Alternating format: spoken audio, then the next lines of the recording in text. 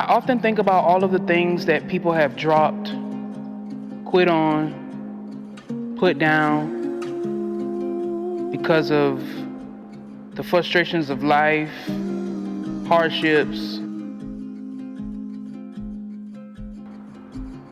circumstances, and even people. They didn't seek God about it. Things just seemed to get so out of hand for them that they just up and quit without even consulting the Lord. Quitting always sounds like the better option. It always feels like the better option initially. It has a way of tricking you into thinking that it's an immediate relief from pressures, and it has you to believe that that immediate relief can somehow simultaneously afford you a skip past process and carry you into destiny by default. It gets tough out here, and I truly do understand. And I promise that I'm not judging you either. I'm human, just as you are. Cut me open, we all bleed red blood. But did you ever stop to realize that you quit on God?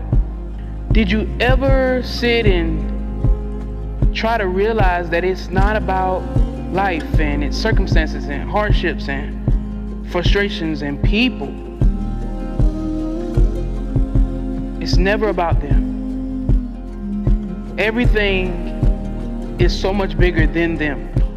Although we are affected by all of those things, none of those things have rule over us. None of those things give us life. None of those things gave you your purpose. And the biggest thing is none of those things are God. And I understand that this might just be tough to hear, but it's something that must be said. And so now you're trying to move on to different things in life, to try to fill the space of what you let go of or what you quit on with the hopes and determination that the replacement must be more enjoyable. The replacement must be less stressful. The replacement must be less painful. Meanwhile, God is still there knocking, waiting on you to get back in line. I must tell you that you can't stop being who God has called you to be. Hating what He's called you to do won't change His mind about you or your purpose. So all of the other stuff that we find to replace what we put down, and what we put down is what God intended for us to be, for us to do, for us to have. Those things have no longevity. The freedom that you will feel initially, or that your mind or your pain or your frustrations cause you to believe that you will experience, actually will only be short-lived. The truth of the matter is, none of us are our own. This life we live, this air we breathe, none of it belongs to us.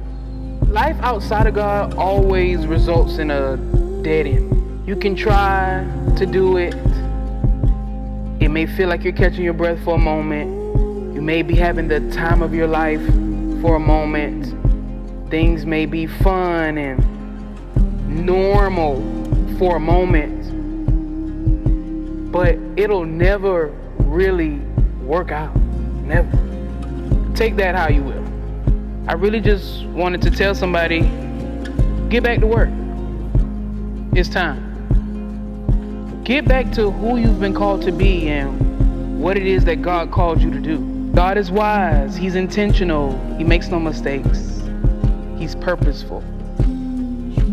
He gave it to you. He put it in you for a reason. And you must walk it out.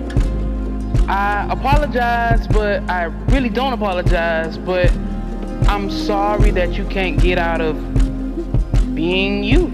I'm sorry. sorry that you can't really give up, and I'm sorry that you can't win your debate with God over who you're meant to be and what you're supposed to be doing. You don't get to bail out. I'm sorry. You don't. Now I think it's the perfect time for you to reconcile with who you are and what God called you to be and what He's intended for you to do. Can I tell you something? You're stuck. But I promise you, it's not as bad as you think. If you stick with God, I promise you, He will stick with you. It's time for you to get back in line. Somebody needs you. God needs you. Come on. Don't fight it any longer. This is your sign. Get back in line. We're waiting on you. Love you. Bye.